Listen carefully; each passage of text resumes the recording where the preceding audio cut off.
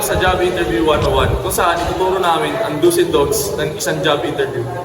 Kung hindi ka marunong mag-interview, don't worry. Let's begin.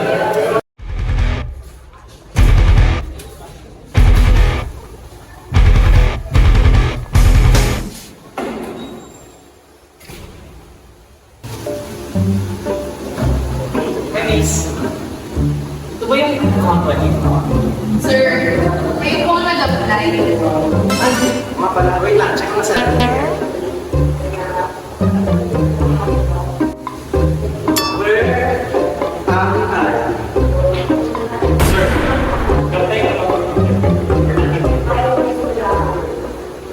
Don't number 1. Huwag kang papasok na unprepared. Mag-research muna sa company para hindi ka mukhang naliligaw.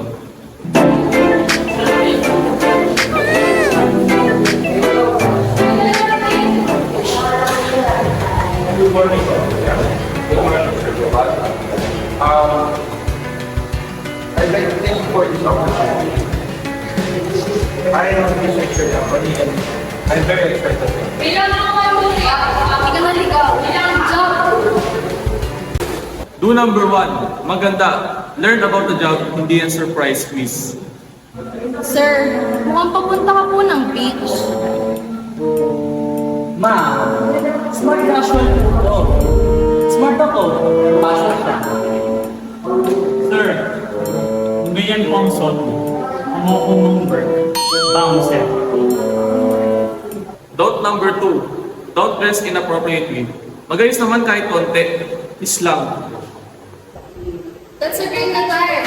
Professional pero hindi mo kamagyan. Nice. Do number 2. Dress properly. First impression equals lifetime impression. So, why should we hire you? Abilihan mo. Hindi may kailangan ng employee, hindi ako.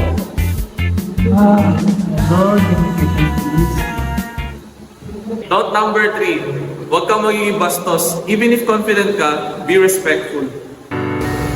You should hire me because I have the skills for the role.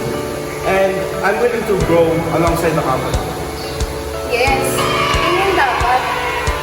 Do number 3. Answer clearly and politely. Today, we learned ang interview. Hindi lugar para magangas. Hindi rin lugar para mag-shades. And confidence. Yung tama, hindi yung mayabang. But it's a